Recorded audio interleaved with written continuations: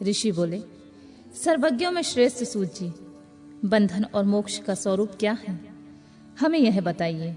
सूत जी ने कहा, महर्षियों, मैं बंधन और मोक्ष का स्वरूप तथा मोक्ष के उपाय का वर्णन करूंगा। तुम लोग आदर पूर्वक सुनो। जो प्रकृति आदि 8 बंधनों से बंधा हुआ है वह जीव वृद्ध कहलाता है, और जो उन 8 बंधनों से छूटा हुआ है उसे मुक्त कहते हैं। प्रकृति आदि को वश में कर लेना मोक्ष कहलाता है। बंधक आगंतुक है और मोक्ष स्वतः सिद्ध है। वृद्ध जीव जब बंधन से मुक्त हो जाता है तो उसे मुक्त जीव कहते हैं। प्रकृति, वृद्धि, त्रिगुणात्मक, अहंकार और 5 तंत्र मात्राएं, इन्हें ज्ञानी पुरुष प्रकृति रस्तक मानते हैं। प्रकृति आदि 8 तत्वों के समूह से देह की उत्पत्ति होती है। देह से कर्म उत्पन्न होता है और कर्म से नूतन देह की उत्पत्ति होती है। इस प्रकार बारंबार जन्म और कर्म होते रहते हैं। शरीर को स्थूल, सूक्ष्म और कारण के भेद से 3 प्रकार का जानना चाहिए। स्थूल शरीर व्यापार कराने वाला, सूक्ष्म शरीर इंद्रियों भोग प्रदान करने वाला तथा कारण शरीर आत्मा आनंद की अनुभूति कराने वाला कहा गया है। जीव को उसके प्रारब्ध कर्मानुसार दुख और सुख प्राप्त होते हैं। वह अपने पुण्य कर्मों के फलस्वरूप सुख और पाप कर्मों के फलस्वरूप दुख का उपभोग करता है। अतः कर्मपाश से बंधा हुआ जीव अपने त्रिभिद शरीर में होने वाले शुभाशुभ कर्मों द्वारा सदा चक्र की भांति बारंबार घुमाया जाता है।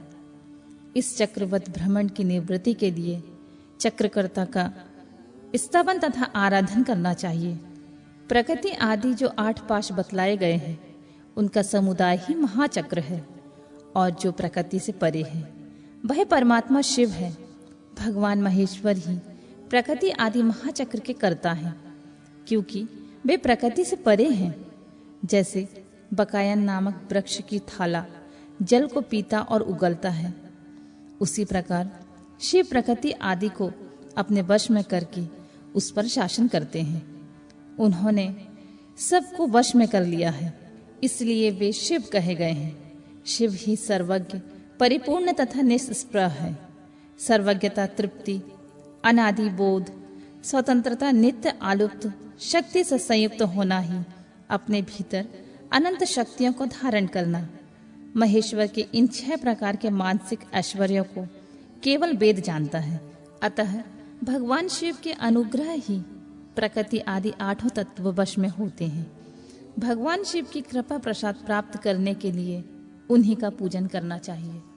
यदि कहें शिव तो परिपूर्ण है, निष्प्रह है, उनकी पूजा कैसे हो सकती है, तो इसका उत्तर यह है कि भगवान शिव के उद्देश्य से उनकी प्रसन्नता के लिए किया हुआ सत्कर्म उनकी कृपा प्रसाद को प्राप्त कराने वाला होता है। शिवलिंग में शिव की प्रतिमा में तथा शिव भक्त जनों में शिव की भावना करके उनकी प्रसन्नता के लिए पूजा करनी चाहिए।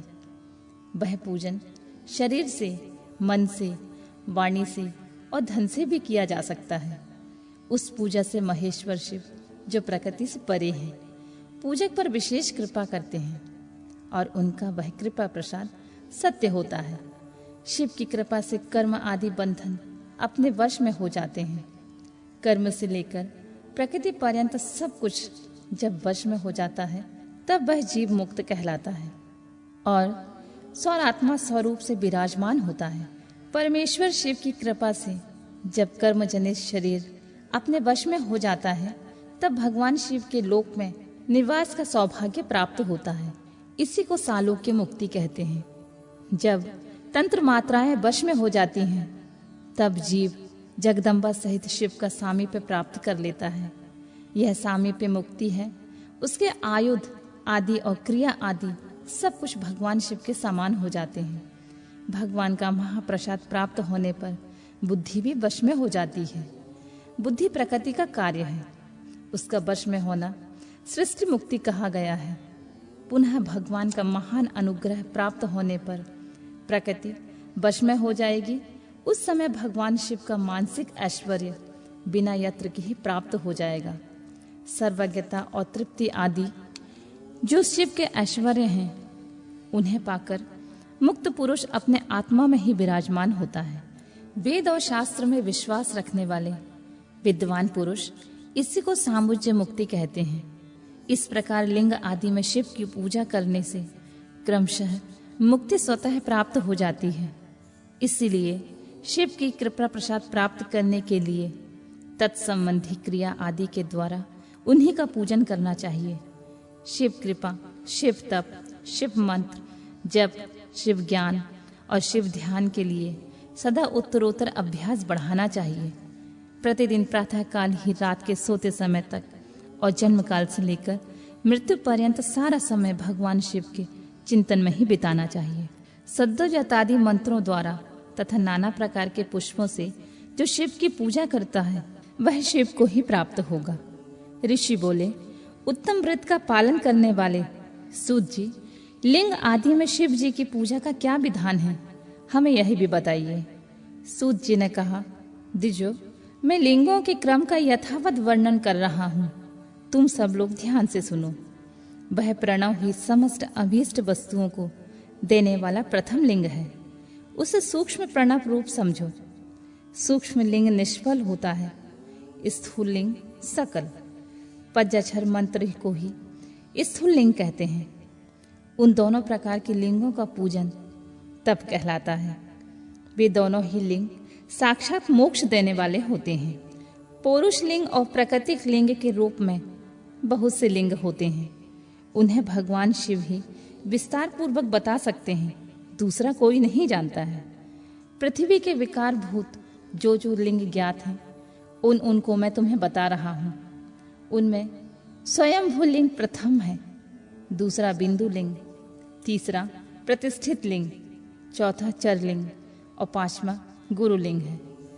देवर्षियों की तपस्या से संतुष्ट हो उनके समीप प्रकट होने के लिए पृथ्वी के अंतर्गत बीज रूप से व्याप्त हुए भगवान शिव वृक्षों के अंकुर की भांति भूमि को भेद कर नादलिंग के रूप में व्यक्त हो जाते हैं।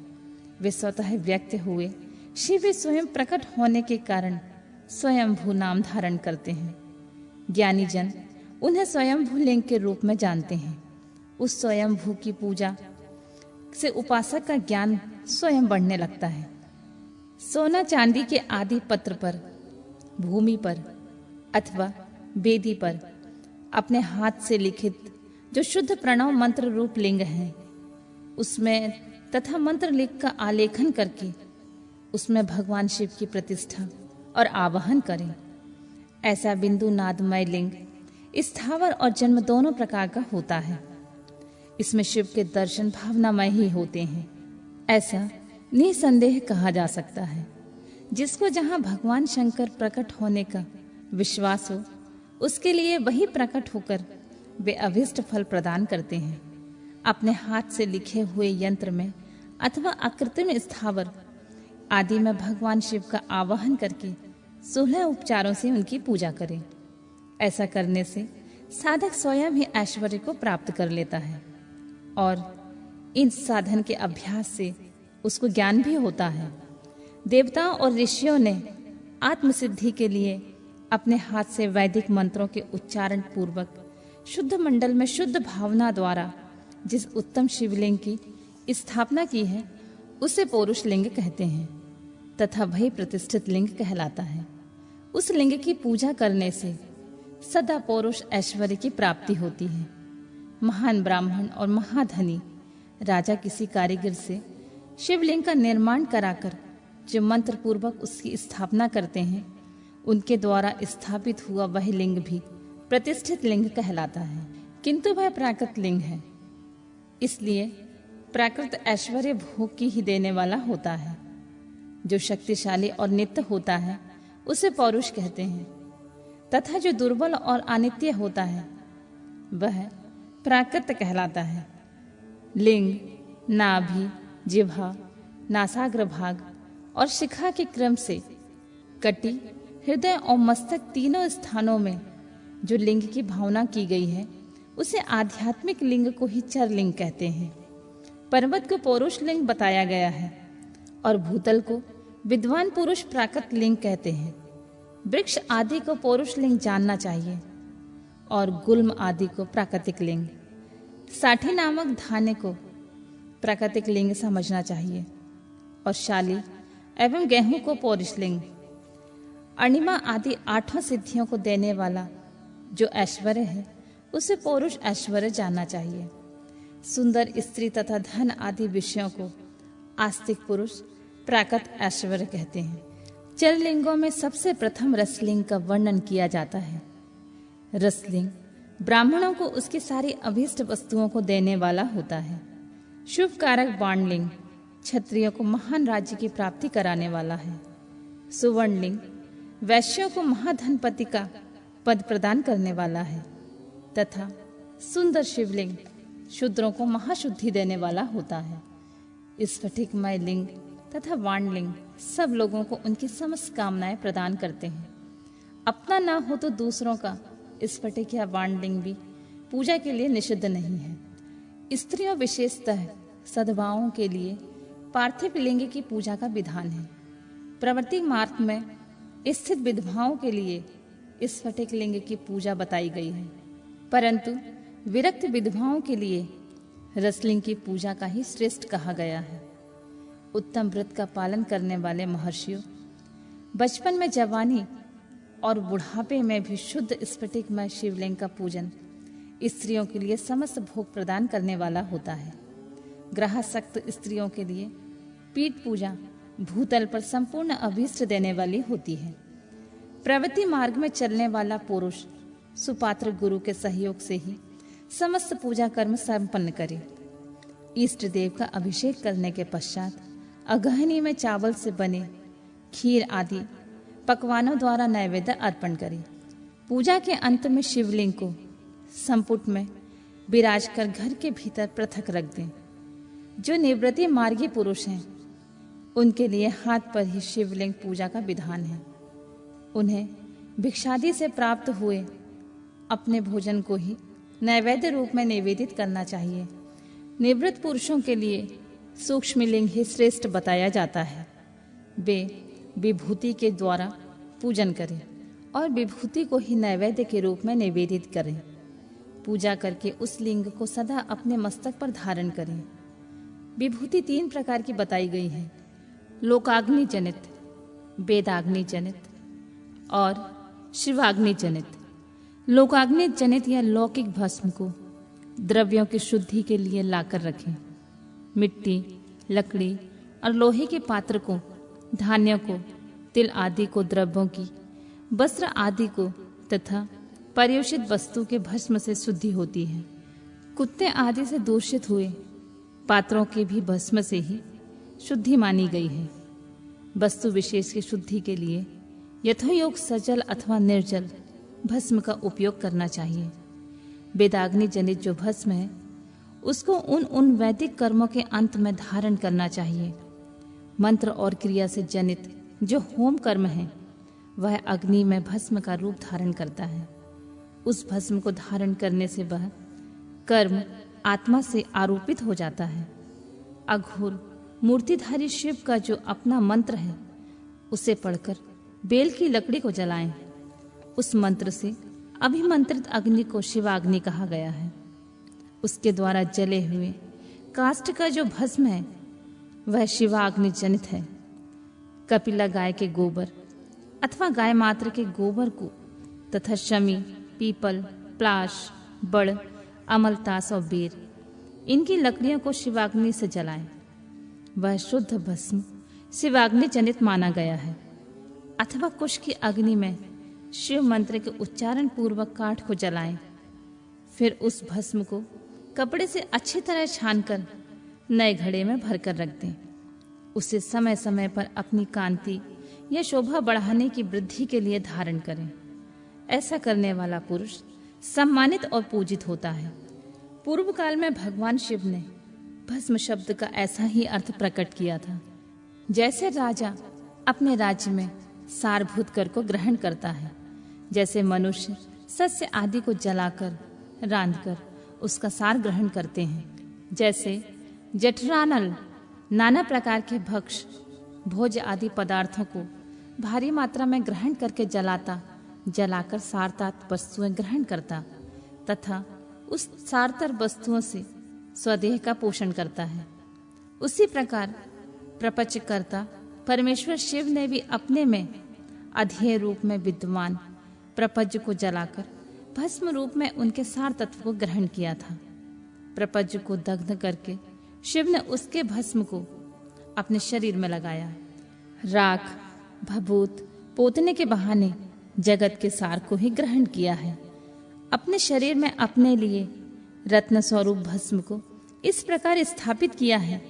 आकाश में सार तत्व से केश, वायु के सार तत्व से मुख, अग्नि के सार तत्व से हृदय, जल के सार तत्व से कटिभाग और पृथ्वी के सार तत्व से घुटने को धारण किया है। इसी तरह उनके सारे अंग विभिन्न वस्तुओं के समरूप हैं। महेश्वर ने अपने ललाट में तिलक रूप से जो त्रिपुंड धारण किया है वह ब्रह्मा, विष्णु और रुद्र का सार तत्व है। वे इन सब वस्तुओं को जगत के अभ्युदय का हेतु मानते हैं। इन भगवान शिव ने प्रपंच के सार सर्वज्ञ को अपने वश में कर लिया है। अतः इन्हें अपने वश में करने वाला दूसरा कोई नहीं है। जैसे समस्त मृगों का हिंसक मृग सिंह कहलाता है और उसकी हिंसा करने वाला कोई दूसरा मृग नहीं होता है, अतएव उसे सिंह कहा जाता है। शकार का अर्थ है नित्य सुख एवं आनंद का, और इकार का अर्थ है पुरुष, और बकार का अर्थ है अमृत रूपा शक्ति। इन सब का सम्मिलित रूप ही शिव कहलाता है। अतः इस रूप में भगवान शिव को अपनी आत्मा मानकर उनकी पूजा करनी चाहिए। अतः पहले अपने अंगों में भस्म मलें, फिर ललाट में उत्तम त्रिपुंड धारण करें। पूजा काल में सजल भस्म का उपयोग होता है। उसे द्रव्य शुद्धि के लिए निर्जल भस्म का गुणातीत परम शिव राजस आदि का साविकार गुणों का अवरोध करते हैं, दूर हटाते हैं। इसलिए वे सबके गुरु रूप का आश्रय लेकर स्थित हैं। गुरु विश्वासी शिष्यों के 3 गुणों को पहले दूर करके फिर उन्हें शिवा तत्व का बोध कराते हैं। इसीलिए गुरु कहलाते हैं। गुरु की पूजा परमात्मा शिव की पूजा होती है। गुरु के उपयोग से बचा हुआ सारा पदार्थ आत्मा शुद्धि करने वाला होता है। गुरु की आज्ञा के बिना उपयोग में लाया हुआ सब कुछ वैसा ही है जैसे चोर चोरी करके लाई हुई वस्तु का उपयोग करता है। गुरु से भी विशेष ज्ञानवान पुरुष मिल जाए तो उसे भी यत्नपूर्वक गुरु बना लेना चाहिए। अज्ञान रूपी बंधन से छूटना ही जीव मात्र के लिए साध्य पुरुषार्थ होता है। अतः जो विशेष ज्ञानवान है वही जीव को उस बंधन से छुड़ा सकता है। जन्म और मरण रूप द्वंद्व को भगवान शिव के माया ने ही अर्पित किया है। जो इन दोनों को शिव के माया को ही अर्पित कर देता है फिर वह शरीर के बंधन में नहीं पड़ता। जब तक शरीर रहता है तब तक जो क्रिया के अधीन है वह जीव वृद्ध कहलाता है। स्थूल, सूक्ष्म और कारण तीनों शरीरों को वश में कर लेने पर जीव का मोक्ष हो जाता है, ऐसा ज्ञानी पुरुष का कथन है। माया चक्र के निर्माता भगवान शिव ही परम कारण है।